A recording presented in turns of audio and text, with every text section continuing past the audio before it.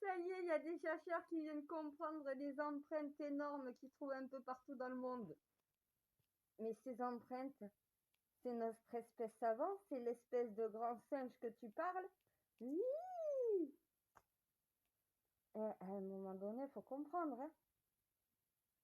Le dieu singe, chez les bouddhistes, chez les hindous, c'est tout simplement le singe mi-homme, mi-singe que nous étions. C'est notre création, c'est notre double espèce. Voilà, c'est le singe en évolution naturelle surévolué par l'homme. C'est ça, c'est l'humain, le dieu de cette planète. Et vous avez du mal à comprendre encore. Donc, du coup, oui, les empreintes découvertes un peu partout, ce ne sont pas des empreintes de Dieu, non, ce sont des empreintes de notre espèce ancestrale. Avant accouplement divin. Les singes en évolution naturelle, l'espèce de grand singe intelligent. Vous avez les empreintes de notre espèce originelle un peu partout dans le monde. Vous en avez en Afrique, vous en avez en Inde, vous en avez en Chine, vous en avez partout des empreintes de notre espèce à l'époque ancestrale. Ça a été gravé dans le sol, gravé dans le marbre, gravé dans la pierre. Je vous ai dit, regardez un peu partout, tout est écrit sur les murs de notre monde. Et vous avez du mal. Bon, mais non, mon maçon, quant à toi, ma sœur, tu sais comment elles ont été construites, les pyramides, j'imagine, vu que tu as le codex.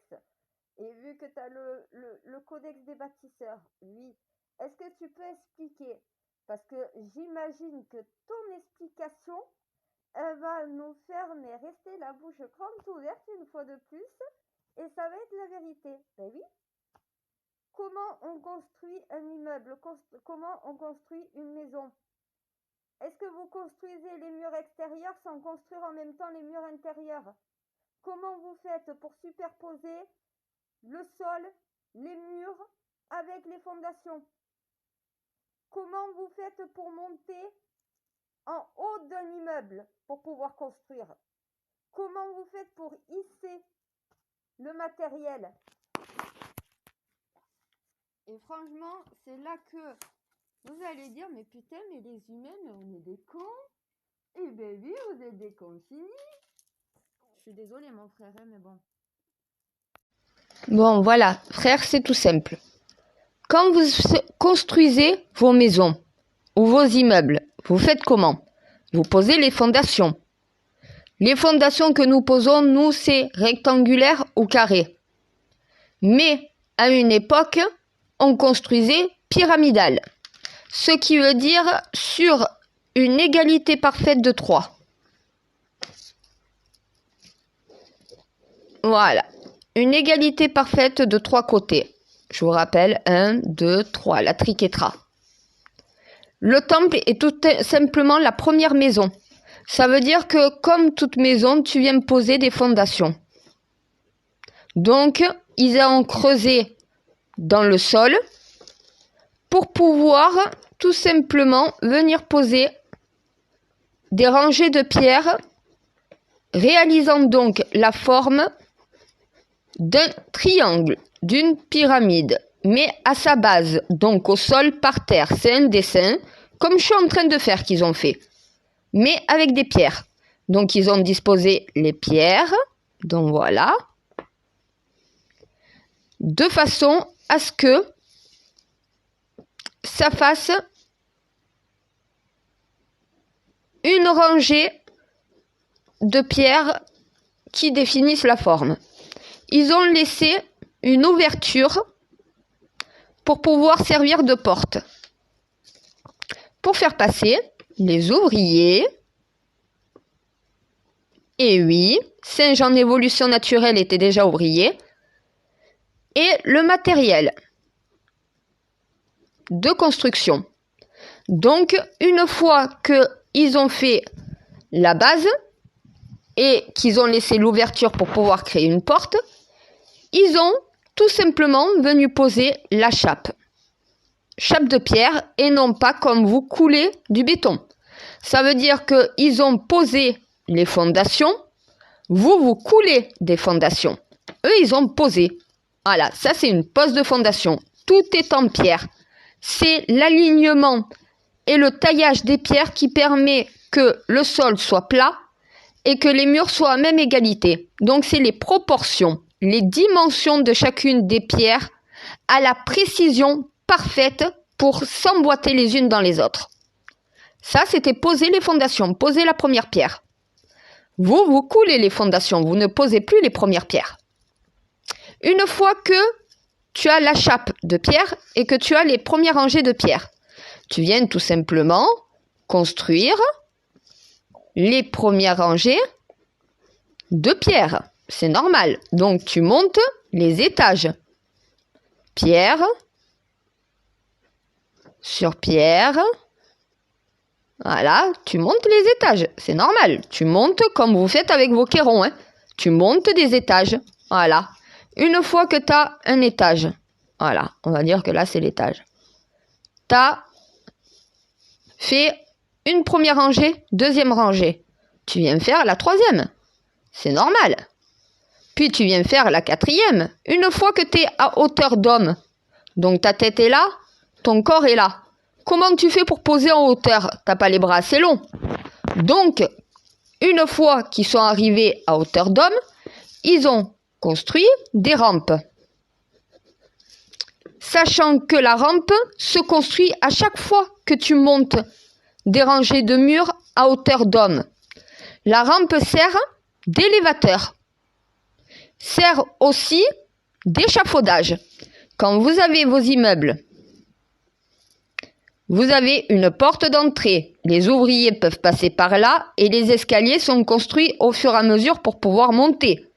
Tu construis le premier étage, puis le deuxième, puis le troisième. Étage par étage, tu mets les murs porteurs. Donc, une fois que tu as le premier étage, les murs porteurs sont posés à l'intérieur. C'est normal. S'il y a des murs qui doivent porter, tu les poses étage par étage, au fur et à mesure. Et au fur et à mesure, tu montes. Étage par étage, tu montes. Étage par étage, tu montes. C'est totalement normal. Tu vas pas non plus faire tout le contour et après venir poser les murs intérieurs. Non, tu fais le contour et les murs à l'intérieur sur le même étage. Puis tu montes et tu fais pareil au fur et à mesure. Sachant que dans chaque rampe, il y avait une ouverture où il n'y avait pas de pierre pour pouvoir faire passer les pierres, pour pouvoir faire passer les ouvriers. Donc faire passer les ouvriers et le matériel. Chaque rampe remontait à chaque fois. Voilà. Tu avais la rampe, tu montes, puis elle passe à l'autre, puis elle passe à l'autre et elle monte jusqu'au sommet. Mais au fur et à mesure, tu montes un étage, les murs intérieurs et les côtés. Tu montes. En fait, tu poses le sol supérieur s'il y a un sol supérieur. Donc en fait, au fur et à mesure, tu mets le sol, les murs porteurs, donc voilà, et ça monte comme une maison. Comme vous faites quand vous construisez, mon maçon. Comment tu fais pour construire un immeuble? Tu as besoin d'un échafaudage pour pouvoir faire monter les hommes à l'extérieur. Ils ne peuvent pas monter autrement. Comment tu montes sur un toit, à part par l'intérieur et une porte qui te permet d'y accéder, et à part monter en faisant le tour de l'immeuble pour pouvoir le construire? Vous avez des élévateurs, vous avez des échafaudages. Les rampes sont les élévateurs et les échafaudages. Et chaque étage monté, les hommes étant rentrés, il y a des hommes à l'intérieur, des hommes à l'extérieur. Hommes à l'intérieur, hommes à l'extérieur. Et à chaque étage monté, tu as les ouvriers qui montent. Exactement comme vous montez les murs d'une maison ou d'un immeuble. C'est le même fonctionnement. Si vous avez des élévateurs, c'est parce qu'il y a eu ces rampes qui ont été créées. Si vous avez au final des échafaudages, parce qu'on s'est servi d'un système de rampes. C'est la première construction sur cette planète. Elle date de 7 fois 3600 ans, Babel. Khéops, c'est juste quand ils ont réhabilité le temple, quand ils ont fait des travaux dans le temple. Le temple, après le déluge, n'a plus été utilisé jusqu'au retour des Égyptiens que vous connaissez de la Nouvelle-Égypte. Entre l'Égypte de l'Atlantide de Babel et entre l'Égypte de Khéops, il y a eu une décennie qui s'est écoulée. Le temple est resté à son état de délabrement. quand des hommes sont revenus et ont repris le temple, ils l'ont reconstruit, ils ont refait les peintures, ils ont compris ce qui était écrit dedans. Sauf que nos métiers avaient déjà commencé à être créés ce jour-là. Le jour où l'extraterrestre venant sur Terre a appris aux singes en évolution naturelle à construire, à bâtir. Regardez le temple de Babel, le temple de Khéops. Regardez le temple de Babel, le temple de Khéops sur Mars. Regardez le Sphinx sur notre planète, regardez le Sphinx sur Mars. On est face à face une fois que la planète a fait un tour complet. Le Sphinx de la planète Terre tourne jusqu'à revenir à son emplacement face à Mars, face à l'autre Sphinx, face à l'autre pyramide, face à notre jumelle sur Mars. Et oui, à une époque, qui vous dit qu'il n'y a pas eu de la vie sur Mars? Ou qui vous dit que notre Créateur n'y a peut-être pas vécu dessus et qu'il n'y avait pas de vie à une époque bien plus reculée que la nôtre, bien plus évoluée et reculée que les singes en évolution naturelle? Eh ben oui, je vous ai dit, vous ne savez pas dater l'histoire. Donc en fait, vous avez tout simplement l'échafaudage, qui est la rampe. Les parties, une fois que tout a été monté, vous avez les couvreurs qui vont venir clôturer les ouvertures. Donc du coup, il n'y a plus d'ouverture, tout est clôturé. Voilà, vous avez tout qui est clôturé. Là, vous avez les couvreurs qui viennent poser tout simplement les pierres de protection sur la pyramide.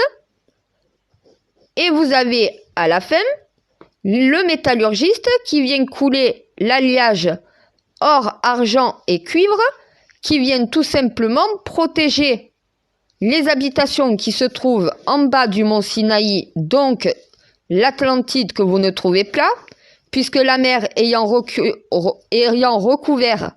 Là, vous avez le mont Sinaï au-dessus de Khéops. Khéops, c'est une montagne recouverte autour par du désert. Sauf que le désert, à une époque, est la mer qui est venue, le tsunami. Khéops avait les pieds sous l'eau, même au-dessus, c'est monté. Le mont Sinaï est ce qui se trouve sous Khéops. L'Atlantide était en bas. L'échelle d'Hercule était l'escalier sculpté dans la montagne qui permettait de monter. Tout ça se trouve sous le désert, en dessous de Khéops. L'Atlantide est dessous. Dessous. En dessous de tout le sable. Dessous. La mer était plus loin. Quand la mer a englouti toute la vallée, toute cette partie de jungle, tout a été immergé. Et une fois que l'eau s'est évaporée, toutes les plantes, tous les arbres étant morts, il n'y avait plus de vie. Et toute la vie dessous continue sous le désert. Et vous avez le désert. Le désert est tout simplement, quand la mer s'est reculée, le sable est resté, créant le désert recouvrant tout la cité engloutie de l'Atlantide, non plus sous les eaux du déluge, mais sous le sable du désert, sous le Sahara. Sahara. Séparez-le. Sa-a-ra. Ra-Dieu. Ra-Dieu soleil. Sahara. Voilà. Vous avez les couvreurs qui ont fait tout le travail une fois que l'intérieur de la pyramide a été construite pour protéger la pyramide. Vous avez le métallurgiste qui est venu couler l'alliage, qui a protégé toute la cité en bas avant l'engloutissement de Babel, des éclairs. Ce qui a permis d'avoir le premier parafoudre au monde. Quand tu coules et que tu es un métallurgiste, donc voilà de l'or, de l'argent et du cuivre, tu permets d'avoir un parafoudre sur le sommet du temple, au sommet des habitations. Les habitations se trouvant en bas du temple. S'il y a la foudre qui tombait, le temple recevait. Les habitations n'étaient pas touchées. Voilà. Vous avez les maçons, vous avez les charpentiers, les menuisiers, les couvreurs. Vous avez ceux qui sont... Parce que vous avez des petites ouvertures, toutes petites dans le sol, donc voilà. Vous avez aussi tout simplement les plombiers, qu'ils ont fait tout simplement l'évacuation au sol des eaux pour pouvoir protéger. Vous avez les plaquistes et les jointeurs qui ont servi à faire le mortier et à poser les murs. Vous avez les maçons, vous avez les architectes, donc voilà, l'architecte c'est Dieu, c'est l'alien, l'architecte, le donneur d'ordre, et les ouvriers, ce sont tout simplement les singes en évolution naturelle qui ont obéi aux ordres et aux desseins que Dieu leur donnait. Ils ont réalisé le plan que Dieu leur a transmis. À partir de ça, c'est notre savoir du bâtiment et des constructeurs qui s'est répandu dans le monde. La rampe étant un échafaudage, un élévateur. Qu'est-ce que vous vous servez sur vos immeubles? Un échafaudage, un élévateur. Comment tu montes une maison? Étage par étage en mettant les murs porteurs au fur et à mesure. Comment on a créé la pyramide? Exactement de la même manière. On a même le parafoudre, paratonnerre. Qu'est-ce que vous avez sur vos immeubles? La même chose. Eh bien oui, voilà le premier plan du bâtiment. Voilà ce qui a servi à faire vos métiers. Maçonnerie, plomberie, menuiserie, charpentier, couvreur. Donc voilà, métallurgiste. Tous vos métiers sont là. Les singes avaient déjà appris le travail. Quand Dieu est parti, on a continué de travailler. On s'est servi de ce qu'il nous a appris. On a construit, on a bâti. On a fait évoluer ce savoir d'une forme pyramidale. On est passé à une forme carrée, une forme rectonale ou une forme ronde.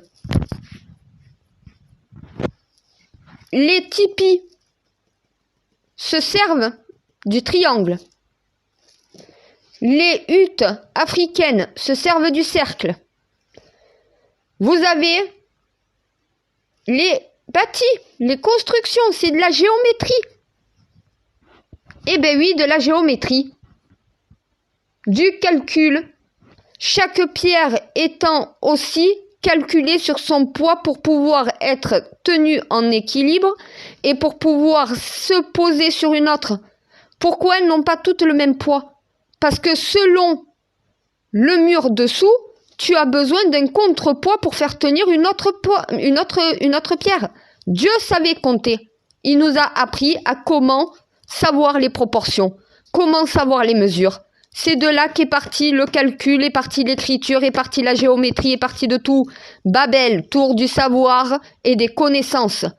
L'origine même de tous nos métiers, de toutes nos habitations. Le singe étant mort, englouti dans l'Atlantide, dans le sable du désert, les humains ayant fui, ont continué, tout simplement. C'est pas parce qu'une de nos espèces est morte que celle qui a survécu est morte. Au contraire, ce savoir est dans nos gènes, dans le gène du singe, parce que le singe a appris à ne plus faire la grimace et à savoir être sage, à savoir construire, à savoir bâtir, se servir de son cerveau. Les humains, d'après l'accouplement, sont des singes mutants par l'ADN d'un alien ayant une surévolution. Donc, notre évolution a été encore plus rapide par la suite. Mais on a gardé les bases de ce qu'on nous a appris. Notre créateur ne nous aurait pas appris à construire ça. On n'aurait pas réussi à construire le monde qu'on a à l'heure actuelle. Donc voilà, c'est l'origine. Le premier temple, la première pyramide. Créée, il y a de ça plus de 7 fois 3600 ans par l'espèce de grand singe intelligent que nous étions avant l'accouplement, avant de devenir des humains. Mais on a continué avec ce savoir, c'est resté en mémoire.